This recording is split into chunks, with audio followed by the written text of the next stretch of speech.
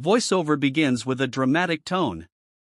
Have you ever wondered what secrets a billionaire hides behind his glass empire? He built a billion-dollar empire without ever looking back, until one evening he saw three boys washing his office windows and realized they looked exactly like him. Nicholas Rains had never walked home before, not really. On most days, his driver waited at the side entrance of his glass-walled empire with the engine running, the back seat heated, and an itinerary already displayed on the screen. But that evening, something pulled him to the sidewalk. Could this be the moment his life changes forever? Maybe it was the stress of the day, relentless meetings, tense investor calls, and a legal battle he was too tired to pretend to care about anymore. Or maybe it was the strange ache in his chest he hadn't been able to name for weeks. The streets around his downtown tower were still humming with life, but for once, Nicholas didn't look down at his phone. He walked with his hands in his coat pockets, letting the cold air bite at his face. It was the kind of quiet he usually avoided. When he reached the far side of his building, a flash of movement on the other side of the glass caught his eye. He paused. There, balancing awkwardly on a makeshift scaffold outside the second-story windows, were three small figures in identical jackets and wool caps. They moved quickly, one wiping a streaked pane, while the other two held a bottle of cleaner and a bucket of water that sloshed with each shift in weight. He almost kept walking until one of the boys turned his head toward the street and the light from the lamppost hit his face. Nicholas stopped cold. The boy had his eyes, not just the same color, but the same shape, the same sharpness in the corners when he squinted. Then the second boy looked down. Same chin, same crooked little smile. The third dropped a rag, and as he climbed down to retrieve it, Nicholas caught a full glimpse of him, and it was like looking at a mirror from another lifetime. He didn't move. For a long moment, he simply stood there, locked in place, his brain scrambling to make sense of what he was seeing. Three boys, no older than 6, working together with practiced efficiency, washing windows they had no business reaching, wearing clothes too thin for the season. But it wasn't the labor that stunned him. It was their faces. They looked like him. Not in a vague, familiar way. Not in a coincidence you could explain away. These boys had his jawline, his dimples, his deep blue eyes. They had the same way of tilting their heads, the same restless movement in their hands. What shocking truth will he uncover next? He didn't know them, had never seen them before, but his entire body reacted to the sight of them like it recognized something ancient and buried. He stepped closer. "Hey," he called out. "Where are your parents?" One of the boys, the tallest of the three, turned to him with narrowed eyes and answered without hesitation, "We don't have any." His voice was steady. He didn't flinch. He didn't ask for help. He simply said it like it was a fact that didn't need sympathy. Nicholas hesitated. "How old are you?" "6," said the smallest, who had climbed back up with the rag. "Do you work here?" "We clean. People pay sometimes." Nicholas ran a hand down his face. This was not a prank, not a dream. These kids were real, and they were out here alone washing windows of a building that bore his name. "Do you know who owns this building?" he asked, already sure of the answer. "No," the tallest said, shrugging. "Doesn't matter. We clean the outside." Nicholas stood there, suddenly unsure of what to do next. He had closed international deals in less time than this conversation had already taken. He could buy out companies with a signature. But in that moment, standing in front of three children who looked like his younger reflection cut into pieces and multiplied, he didn't know what came next. All he knew was that walking away wasn't an option. Nicholas didn't sleep that night. After the boys disappeared into the dark with their buckets and rags slung over their shoulders like it was the most normal thing in the world, he stood alone in front of the glass tower bearing his name and felt something he couldn't define, an unfamiliar tightness in his chest, a crack forming somewhere in the armor he had spent years building. He had asked them a few more questions before they left, but the answers were brief, guarded. They said they stayed nearby, that they worked where people didn't yell, and that their mom used to help them before she got too sick to get up. That was all. Then they thanked him for the sandwich he offered and walked off down the street as if he were just another man who wouldn't follow. And he hadn't. Not then. He had let them go because he didn't know what else to do. But the next morning, his first call wasn't to his assistant. It wasn't to legal or finance or anyone waiting on him to finalize an acquisition. It was to a private investigator he had used before, someone discreet and fast. He gave them a description. Rough ages, no names, just 3 6-year-old boys with matching faces and no adults around.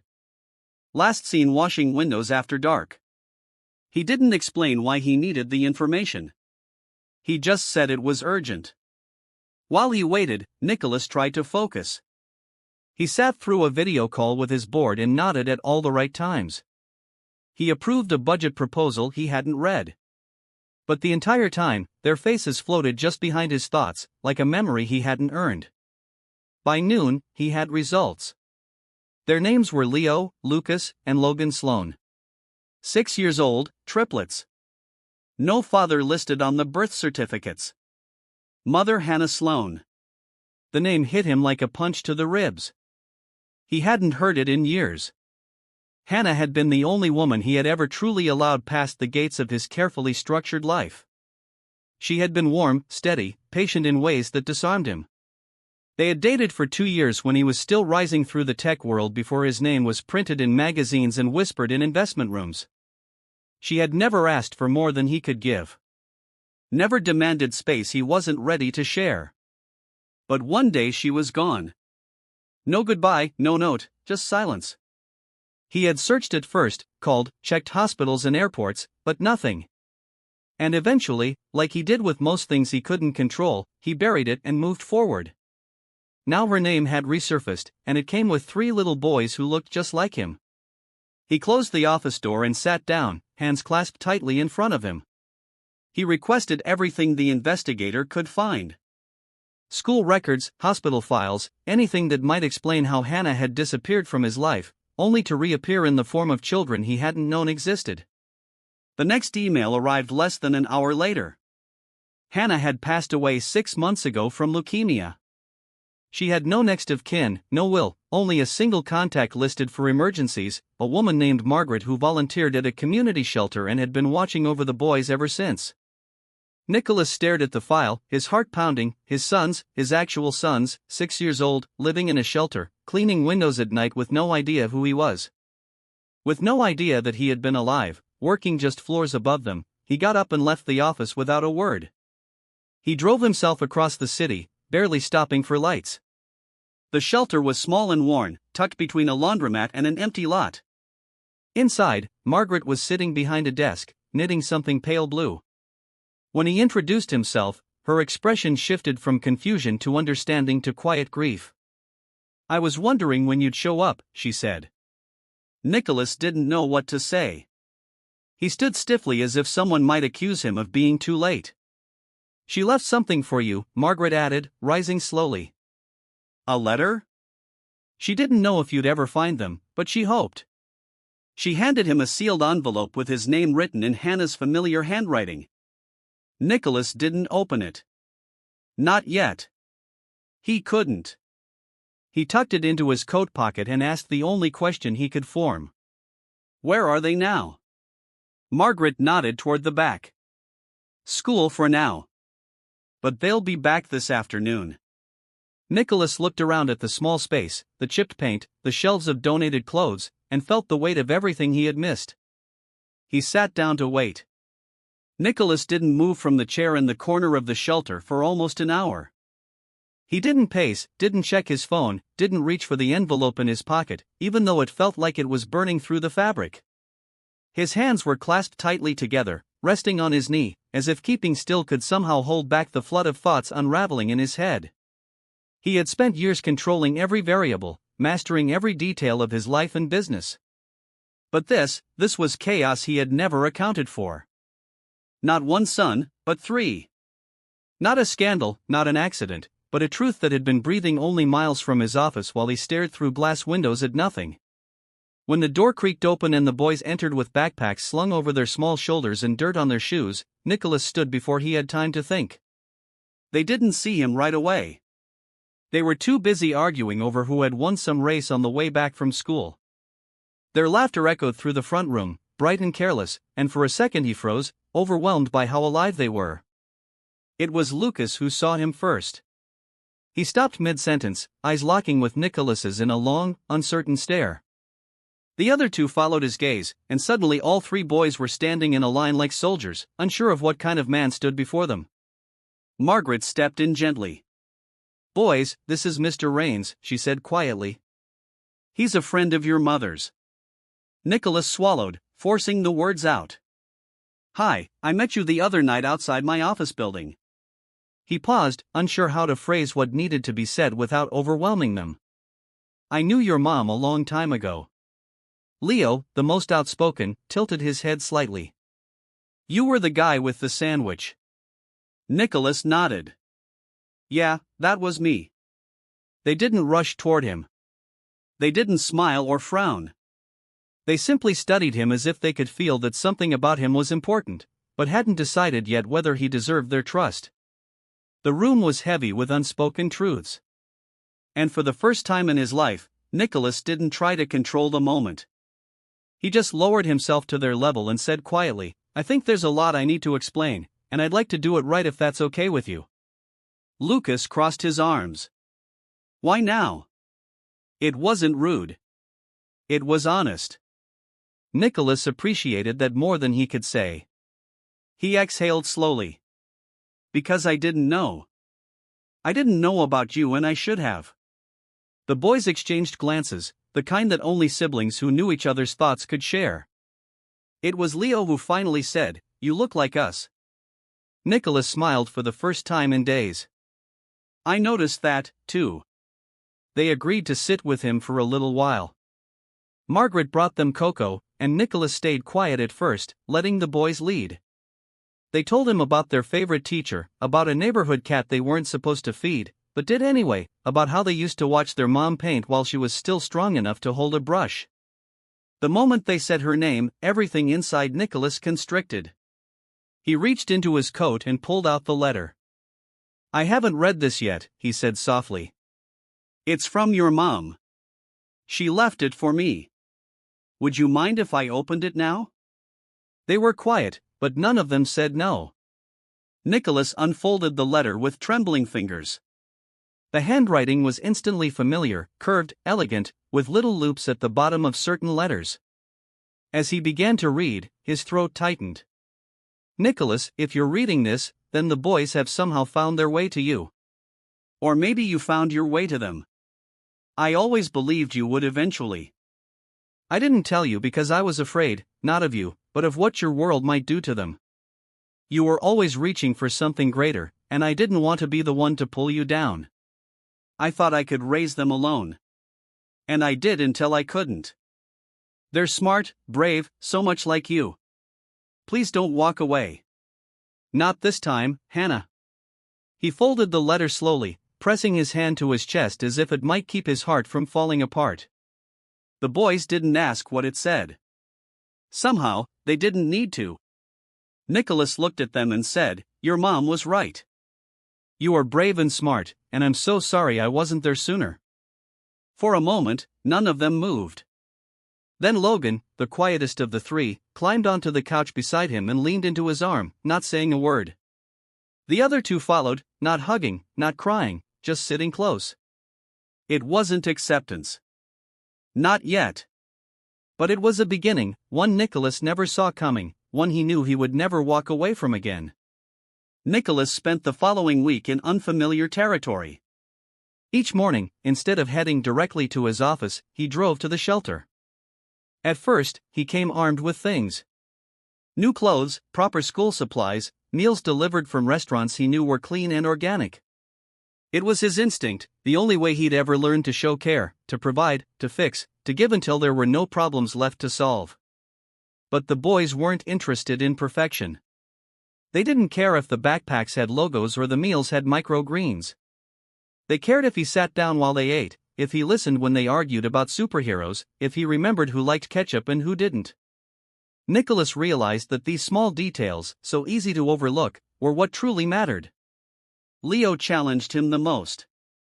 He asked blunt questions, always the first to say what the others were thinking, but too unsure to ask. He wanted to know why Nicholas had never tried to find them before, why he hadn't known about Hannah being sick, why he didn't even send a birthday card. Nicholas didn't have clean answers. He told the truth that he hadn't known. That he would have done everything differently if he had. That he was sorry. Not the rehearsed kind of sorry, but the aching hollow kind that filled his chest like something heavy and overdue. Lucas was more curious than skeptical. He asked about Nicholas's work, his car, his apartment. He wanted to understand who this man was that looked like them and smelled faintly like expensive soap and coffee. He tested boundaries with questions and silly jokes, and Nicholas played along, slowly, learning how to engage in a world that didn't require spreadsheets or financial forecasts. Logan said almost nothing for days. He watched, always watching. When the others talked, he sat quietly with his hands folded, eyes drifting between them and Nicholas, like he was collecting data no one else could see. It was Logan who surprised Nicholas the most.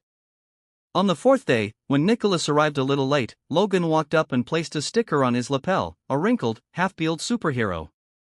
He didn't explain, just pressed it there and walked away. Nicholas didn't remove it, not even for his meeting later that afternoon. It stayed on his jacket like a badge of something far more important than approval, early trust. He began the formal process of gaining custody, but it wasn't simple. Hannah had left no legal will, and Nicholas's name wasn't on the birth certificates. Even with DNA testing, he had to prove emotional intent and show stability in an environment that would meet the boy's needs. It didn't help that every article online still painted him as an untouchable billionaire, a man known for profits, not parenting. The caseworker assigned to them was cautious, if not outright doubtful. She met with Nicholas twice and asked hard questions about his lifestyle, his availability, and his history with the boys. When she asked why he thought he could be their father now, Nicholas didn't speak about money or homes or future schooling. He said, "Because I see them, and I know now that nothing else I've built in my life matters if I lose this chance." Margaret stood by him throughout it all. She had watched the boys since the moment Hannah grew too weak to get out of bed. She had bathed them, read to them, answered impossible questions with a calm heart. When she spoke to the caseworker, she said, "He's not perfect, but he shows up. And I've learned that's where fatherhood begins." There were setbacks, delays, requests for additional background checks, and more court hearings. But Nicholas didn't flinch. For the first time in his life, he had no exit strategy. He stayed through the noise, through the paperwork, through the restless nights of waiting for someone else to decide if he deserved to be the father he was already becoming. Each day, he grew more present. He learned how to braid Leo's hair when he insisted it grow out like a cartoon character. He figured out Lucas liked to fall asleep listening to science podcasts. He discovered Logan hated thunderstorms unless someone was there to count between lightning and thunder with him. Nicholas started answering emails less. He stopped checking stock prices first thing in the morning. He traded business calls for bedtime routines. And slowly, in the quiet of late afternoons filled with homework and spilled juice and laughter too loud for a man who once hated noise, Nicholas realized that he was not just repairing something broken. He was building something entirely new. Something that mattered more than power ever had. Something real. It was a Thursday afternoon when everything started to unravel. Nicholas had promised the boys he'd pick them up from school himself that day.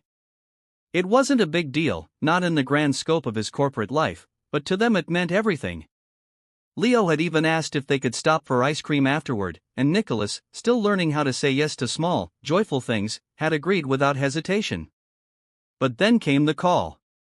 One of the company's senior partners had made a miscalculation in a major international contract, and now a billion-dollar deal with a foreign investor was on the line. The legal team was already scrambling. The board was in chaos, and his assistant was pleading with him to come in immediately. Nicholas hesitated for less than 5 seconds before telling the driver to change course.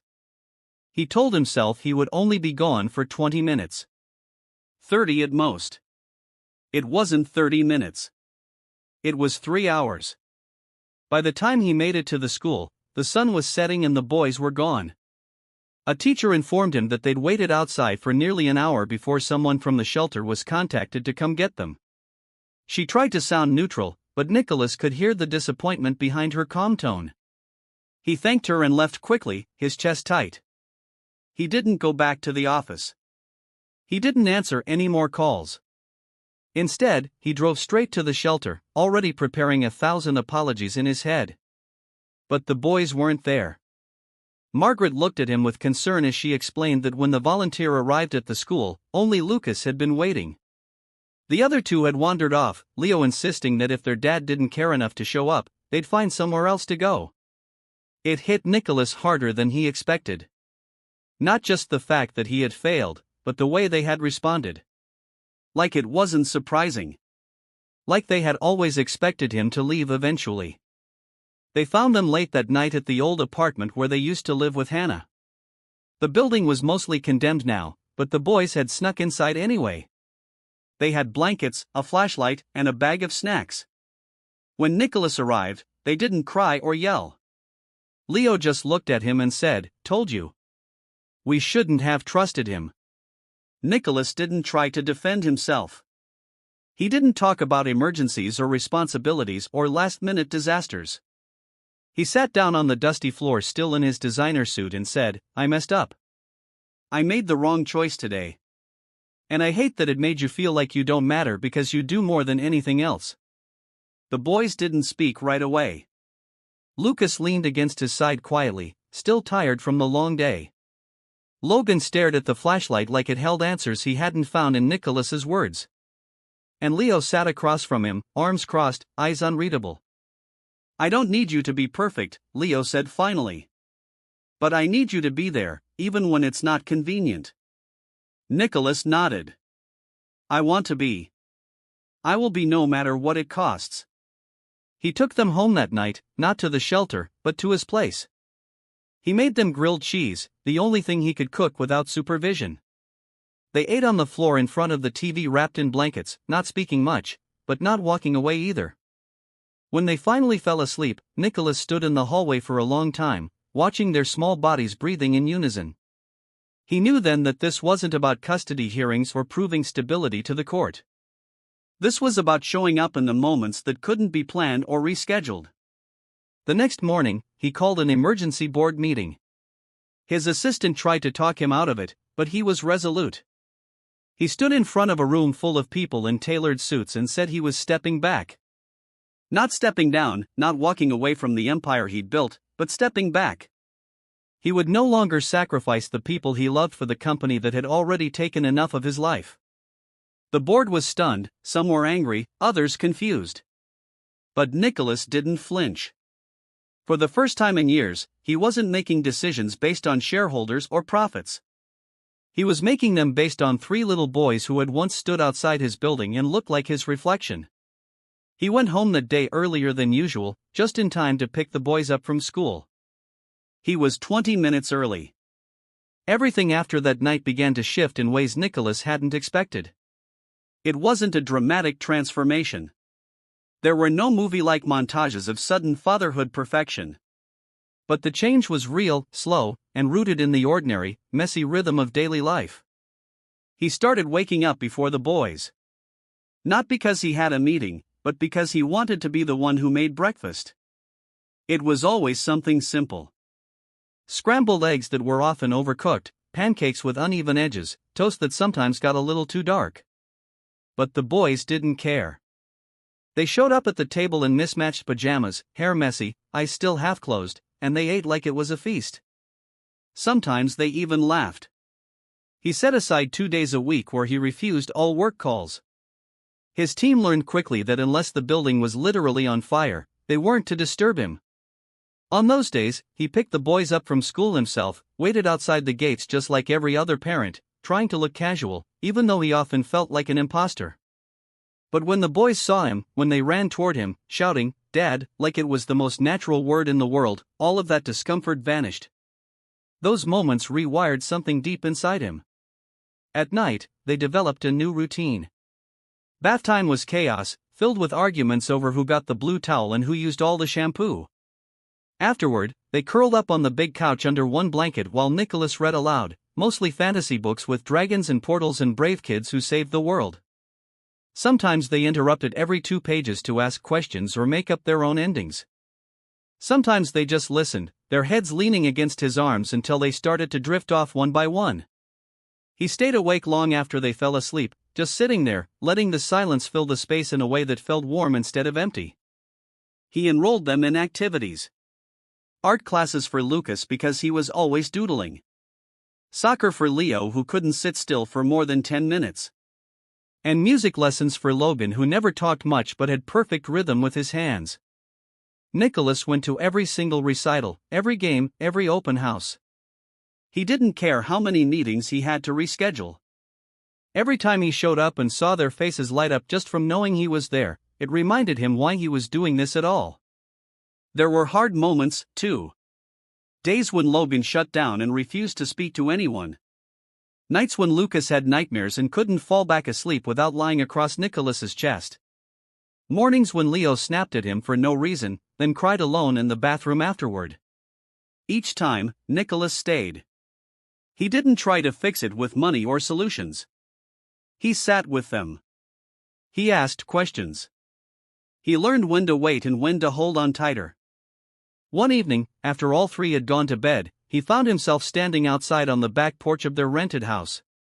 He stared at the stars and thought of Hannah. He wondered if she had felt this same weight, this combination of fierce love and terrifying responsibility. He thought about the letters she'd written and how she had trusted him even from a distance. He hoped in some way she could see them now. That she knew her boys were safe, loved, that she'd given him more than children. She'd given him purpose. He made a decision that night, something permanent, something real. He called his lawyer the next morning and started the paperwork to legally adopt all three boys. They were already his in every way that mattered, but he wanted them to know with certainty that they would never be left behind again. He didn't tell them right away. He waited until the forms were approved, until the day they could walk into court together, and a judge could say what Nicholas already felt with every fiber of his being, that they were his sons. When that day came, he stood in a room filled with strangers and looked down at the three boys holding his hands, wearing small suits and nervous smiles, and he realized he had never felt more certain about anything in his entire life.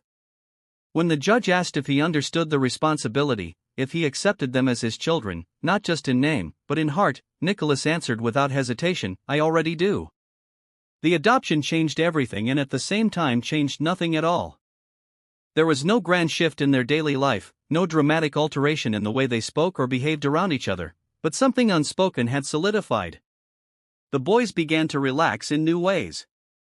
The tension that sometimes lingered beneath their laughter started to dissolve.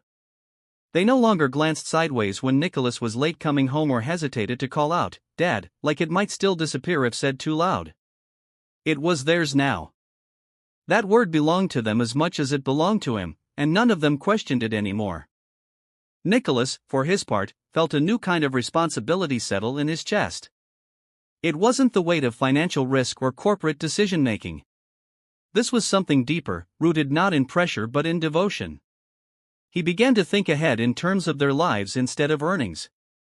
He stopped imagining success in terms of quarterly growth and started picturing school plays, scraped knees, broken science projects, and questions about girls. He knew the hard parts weren't over. But for the first time in his life, he wanted to be there for every one of them, good and bad. They moved into a house outside the city soon after. Nothing massive, nothing ostentatious, just a two-story place with a big backyard, a wraparound porch, and a dog they adopted together after much pleading from all three boys. The neighborhood was quiet and filled with the kinds of families Nicholas used to think he'd never understand. Now, he waved at neighbors and helped coach Leo's soccer team on weekends, even though he still didn't know all the rules. Weekends became sacred. Saturdays were for pancakes and cartoons and lazy afternoons with books and board games spread out across the living room floor. Sundays meant walks through the woods near their home, Logan collecting rocks in his backpack, and Lucas trying to name birds they passed. Nicholas no longer woke with a sense of dread on Monday mornings.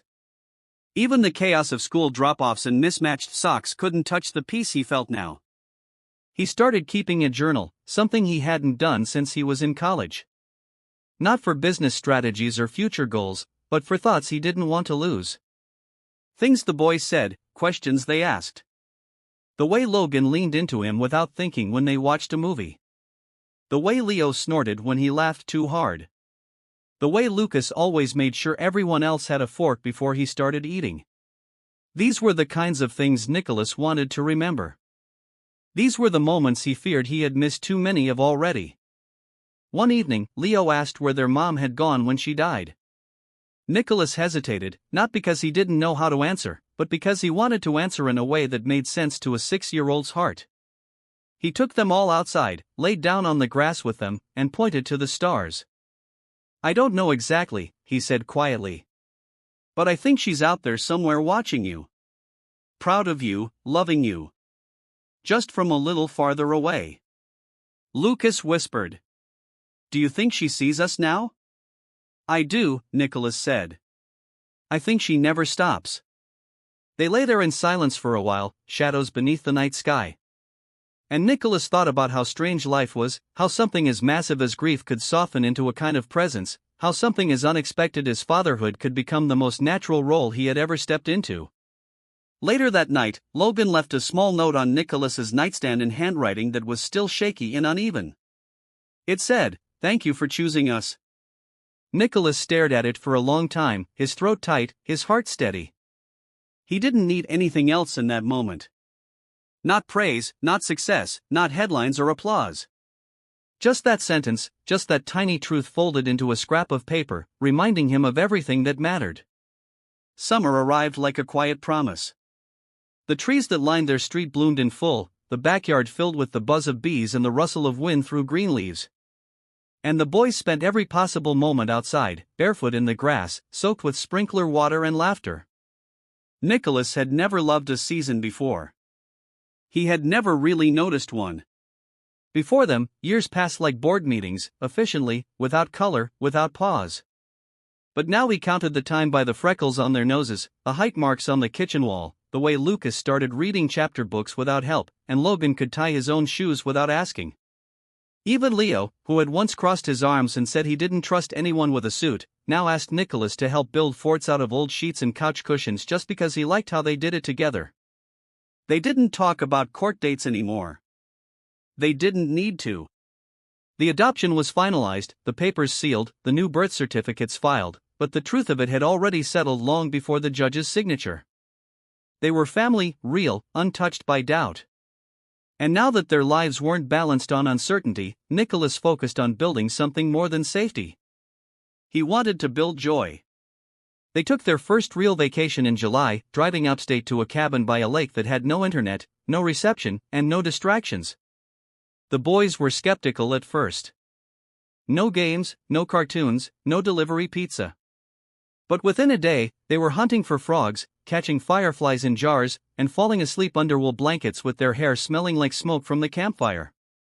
Nicholas cooked every meal with them. He helped them carve their names into the wood railing of the porch, and though he never admitted it, he cried a little when he saw Dad written next to their initials. It was messy and crooked and etched with a stick, but it meant more than any building he'd ever owned. One night, the sky broke open with stars, clearer than anything they could see in the city, and the four of them sat on the dock in silence, their feet dangling above the dark water. Leo asked if people really became stars when they died. Nicholas didn't have a perfect answer, but he said, if anyone did, your mom probably got the brightest one. Logan pointed to the sky and picked one at random, then whispered, "Hi, Mom." Like it was a secret he didn't want anyone else to hear. Nicholas put his arm around them both and just stayed there, letting the quiet stretch out. When they returned home, they planted a tree in the backyard, a cherry blossom, soft pink and wild. Lucas came up with the idea, saying it could be their way of remembering Hannah. Nicholas helped them dig. Even when the ground fought back, and when the tree stood upright and the soil was packed, he felt something settle in his chest. It wasn't closure. It was continuation, a living thing to remind them that life didn't just end. It grew in new directions. School resumed. Schedules returned. But now everything felt different. Nicholas didn't dread early mornings or the chaos of 3 backpacks and forgotten lunchboxes. He liked the mess, the noise, the imperfection of their little universe. His home, once a quiet place full of sharp lines and silence, was now covered in crayon drawings and soccer cleats and half-finished science experiments on the kitchen counter. And he had never felt prouder of anything. On a random Wednesday night, while they were eating spaghetti and arguing over who got more meatballs, Nicholas stopped and just watched them. No one noticed at first. They were too busy laughing, teasing each other, talking with their mouths full. But Lucas caught his eye eventually and asked, "What?" Nicholas shook his head slowly. "Nothing. I didn't know life could be like this." Leo leaned over with a mischievous grin. "You mean messy and loud and awesome?" Nicholas nodded. "Exactly that." That night, after everyone was asleep, he stepped out onto the porch with a cup of tea and looked up at the same sky they had seen at the lake. Somewhere above, beyond what his eyes could trace, he hoped Hannah saw them. He hoped she knew that he had kept his promise, even if he hadn't made it out loud. He hadn't walked away. He had stayed, not perfectly, not without mistakes, but completely. He took out his phone, opened the Notes app where he kept quotes and reminders, and typed a single sentence. "This is the legacy I want. 3 boys who never have to wonder if they're loved." He put the phone down, took a deep breath of the summer air, and went back inside. And for the first time in his life, Nicholas Rains didn't feel like he was missing anything. From a storytelling perspective, the ending of this story felt not only satisfying, but necessary. It began with a man who seemingly had everything: wealth, power, reputation, but lacked the one thing he didn't even know he was missing: connection. Watching Nicholas transform from a distant, high-functioning executive into a present, emotionally grounded father wasn't just heartwarming. It was a reminder that true legacy isn't built in boardrooms or on skyscraper walls. It's built in bedtime stories, in burnt toast breakfasts, and in promises kept when no one else is looking. The boys didn't just find a father, they helped a man become human again. And that is the kind of ending that stays with you. Quiet, real, and full of life. Brought to you by Millionaire in Love.